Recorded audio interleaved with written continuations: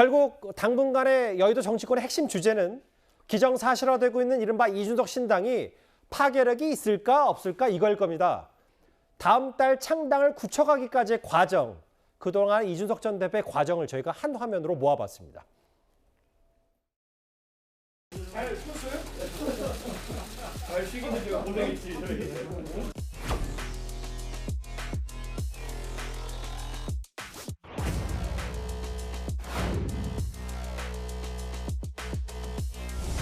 제가 국민의힘의 당대표로서 그리고 택시 운전 자격증을 가진 사람으로서 후보님을 손님으로 모셔도 되겠습니까?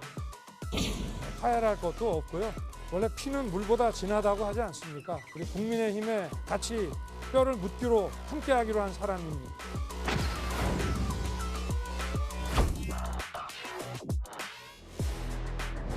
국민의힘 전 대표 이준석 처분에 대해서는 지난 22년 7월 8일에 결정된 당원권 정지 6개월에 추가하여 당원권 정지 1년을 의결함.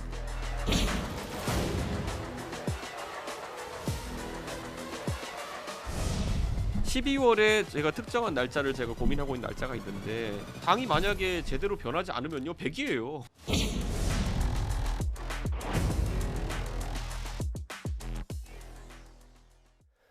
하나하나 이슈들을 저희 뉴스타파에서 하나하나 짚어보긴 했었는데 참 많은 일들이 있었습니다.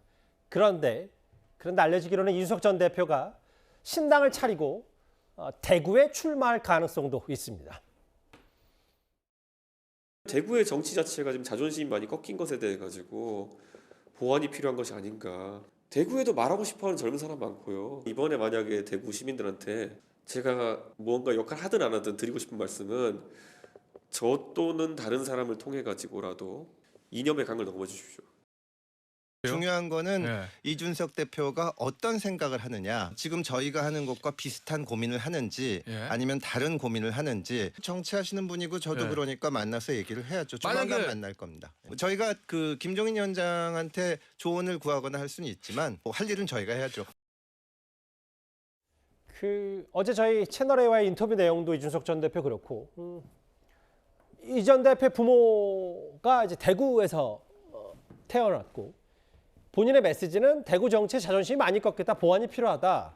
신당을 창당해서 대구 출마 가능성을 점점 높이는 거 아니냐, 좀 어떻게 받아들이세요? 그러니까 그렇게 하려면 본인이 뭐 직접 좀 출마를 해야 되겠죠. 근데 이제 그 지난번에는 뭐 천하람 그 지금 순천에 대구 출신인데 순천에 가서 활동하고 있는 자신의 그 측근에게 천하람이 대구에 나가면 많이 좀 지지해달라 이런 발언을 한 적도 있어요. 그래서 저는 제대로 하려면 대구에 본인이 출마해서 심판을 받아라. 근데 이제 어제도 뭐 박근혜 전 대통령과 윤 대통령이 굉장히 화기애애한 모습이 연출되고 그랬는데 아마 대구 그 시민들은 어떻게 판단할 것인가 해서 저는 그 크지 않다고 보고요. 제가 이 지난 대선에 대한 그 이준석 전 대표의 어떤 영향력 관련하고 굉장히 중요한 걸 우리가 하나 놓치고 있습니다. 지상파 3사 그 출구조사 결과가요, 실제 그 윤석열, 이재명 두 후보의 득표율하고 거의 일치를 했습니다. 그래서 그 출구조사 결과가 거의 맞았는데 그 몇 달 후에 중앙선관위가요, 이 세대별 또 성별 투표율을 발표한 게 있습니다. 투표율. 그러니까 지상파 3사 그때 보면요, 2대 남과 2대 여에서 2대 남에서 윤석열 후보가 이긴 만큼 2대 여에서는 윤석열 후보가 졌어요. 이재명 후보가 이겼어요. 그러니까 그게 거의 플러스 마이너스 제로가 되는 그런 수치였단 말이에요. 근데 나중에 중앙선관위에서 발표한 투표율을 보니까요, 2대 여가 2대 남보다 6%가 더 높습니다, 투표율이. 그렇다면 20대에서 최소 6%는 졌다는 계산이 쉽게 나오지 않습니까? 그러니까 이준석 팩터는요, 2대 남을 좀 열광시키는 그런 플러스의 요인이 있지만 또 2대 여들을 불필요하게 자극해갖고 오히려 그쪽을 더 2대 남 결집보다도 2대 여의 그 분노의 투표를 더 자극한. 그래서 어찌 보면 윤석열 그 후보가 간발의 차이로 이겼는데 자칫 잘못하면 이준석 때문에 떨어질 뻔한 선거였다. 이렇게 보는 것이 저는 정확한 해석이라고 봅니다. 알겠습니다. 2대 남, 2대 여라는 거 이제 속칭 그렇게 부르는 거고, 사실은 요즘 20대 남성, 20대 여성들이 각자를 이렇게 또 이제 비판하면서 부르기 때문에 그건 제가 좀 순화하도록 하겠습니다. 워낙 그 민감한 또 요즘 이대남 이대녀라는 표현에 대해서 민감한 측면이 있기 때문에. 근데 어떤 취지인지는 다 저도 알아들었어요. 서정욱 변호사님. 근데 중요한 건 지역 보수 텃밭 대구 그리고 이제 본인과 좀 가까운 정치적 성향이 비슷한 유승민 전 의원도 출마했던 의원을 했던 그 지역이고 권영진 전 대구시장은 요즘 TK 여론은 이준석 하나 못 품나라고 당 지도 비판한 얘기도 있고 오늘도 홍준표시장 김기현 대표에게 먹잇감 된다. 김기현 대표가 먹잇감 된다. 좀 어떻게 받아들이셨어요? 아까 이제 제가 그 젊은 층의 이준석 지지에 대해서 우리 사무실에 5명 이야기했더니 앵커님이 표본이 적다 했잖아요. 근데 대구 경북 제 고향이 대구입니다. 예.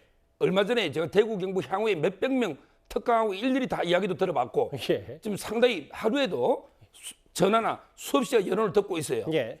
근데 대구 민심은요. 결국 이제 이재명 대표가 안동 노는 거하고 똑같다고 저는 봅니다. 이재명 대표가 안동 나가면 이게 될까요? 자기 아버님이 뭐 이게 주민들한테 피해를 주고 야반 도주하다시피 했다 이런 기사가 있었잖아요.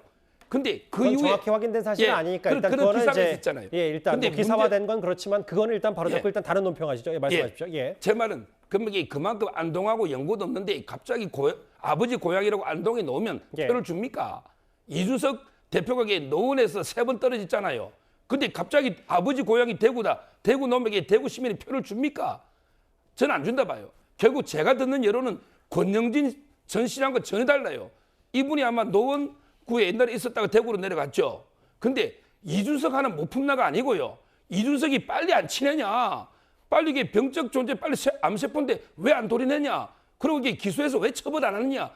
이게 압도적으로 제가 듣고 있는 대구 여론이고요. 예. 지금 이게 제가 대구의 과학적으로 보면 민주당이 한 20%는 무조건 나와요.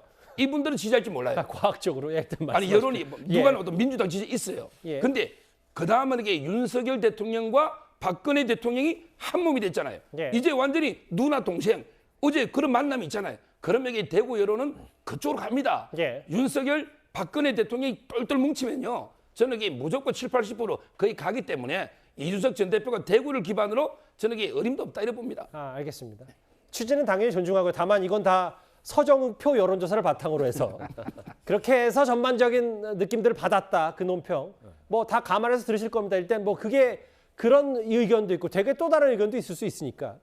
사실 왜냐하면 요즘 또 그 윤석열 대통령이 대구 경북 지역을 좀 더 방문을 잦아든 것도 TK 민심이 그렇게 대통령실 윤 대통령 호의적이 않다는 반응도 동시에 있었기 때문에 그런 것도 바탕이 될 수 있으니까 제가 그렇게 순화를 하겠습니다. 다음 화면 볼게요. 어찌됐건 서정우표 여론조사 잘 들었습니다. 아까 화면에 나왔던 금태섭 전 의원, 양양자 대표, 혹은 이상민 의원은 한번 뭐 밥 먹은 적도 있다고 했고, 천하영이나 아까 이 명단들이 좀 더 뭉게뭉게 퍼져나갈 수는 있는데 사실 박원석 의원님도 언론을 통해서 박원석 의원께서도 좀 이름이 오르내리시잖아요. 실제로 이준석 신당에 합류할 거라는 기사와 본 것도 있고 아까도 말씀하셨다시피 직접 통화도 오늘 아침 하셨다고 알고 있는데 합류하시는 거예요, 이준석 신당에? 아닙니다. 뭐 합류 이런 건 좀 이른 얘기고요. 또 합류라는 게 적절한 표현인지도 모르겠고 다만 이준석 전 대표가 갖고 있는 고민이 어떤 건지는 알고 있어요. 예. 만나서 얘기를 나누기도 했고 또 그에 대해서 제가 생각하는 바 조언 또 제 의견 이런 것도 나눴고 어쨌든 뭐 열어놓고 논의를 한번 해보자. 다양한 의견을. 뭐 이런 정도의 얘기지 지금 뭐 누가 어디에 합류하고 이런 건 좀 때이른 얘기인 것 같고 그러니까 이상민 의원이 이제 이준석 전 대표를 만났다고 하는데 이상민 의원님은요 저도 자주 만나는 분입니다. 만나서 식사도 하고 정치 현안이나 동향에 대해서 또 요즘 외로우시잖아요. 당내에서 뭐 그런 얘기도 듣기도 하고 의견을 나누기도 하는데 이 정치인이 서로 당이 다르다 그래서 정치인끼리 만나는 게 이상한 일은 아니거든요. 요즘 너무 정치가 이게 진영으로 나뉘어가지고 각박하다 보니까는 그런 건 만났다는 것만으로도 이슈가 되는데 예. 지금처럼 양 당의 양 극단이 이렇게 막 격렬하게 갈등하고 대립하는 이런 상황에서는 오히려 조금 이제 정치를 복원하자 이런 취지의 이런 만남들이 전 자연스럽게 더 많이 이루어져야 된다고 보고 예. 다만 이제 이준석 전 대표가 지금 신당 얘기가 나와 있는데 어떤 신당을 그러면 본인이 지향하는 거냐. 예를 들어서 이준석 표신당, 이른바 이제 비례신당 홍준표 그 시장께서도 얘기했던 근데 그거는 만들어질 가능성은 있다고 봐요. 그리고 경쾌하고 뭐 규모가 작게. 근데 그거는 이제 스펙트럼이 넓은 이른바 수권이 가능한 뭐 전국적인 정당 이런 건 아니잖아요. 근데 그런 그 스펙트럼 넓은 정당을 만들려면은 이준석 신당이라는 브랜드는 내려놔야 돼요. 저는 그런 조언도 이준석 대표한테 했습니다. 그리고 다양한 가치들이 연합할 수 있는 그런 공통의 기반이나 분모가 뭐냐, 여기에 대해 집중적으로 고민을 해야 되는데 아직 논의가 거기까지는 못 나간 거고, 그러다 보니까는 이른바 민주당 내 비명계들도 간극이 넓다, 현실적이지 않다, 이런 반응이 나오는 거죠, 현재는. 근데 물론 이제 비명계에서 톡 집어서 민주당에서는 이상민 의원만 그렇다라고 하고 있으니까 네. 그래서 제가 지금 질문을 드린 것도 있는 거거든요. 네네네. 일단 얘기를 쭉 들어보니까 박원석 의원께서는 관심이 좀 있으시네요. 아니 제가 평소에 지론과 그렇죠. 부합하는 부분이 있습니다. 제 평소 지론과. 이준석 전 대표의 정치적 성향과 방향성에도 공감하는 부분도 일부 있을 수 있고. 네.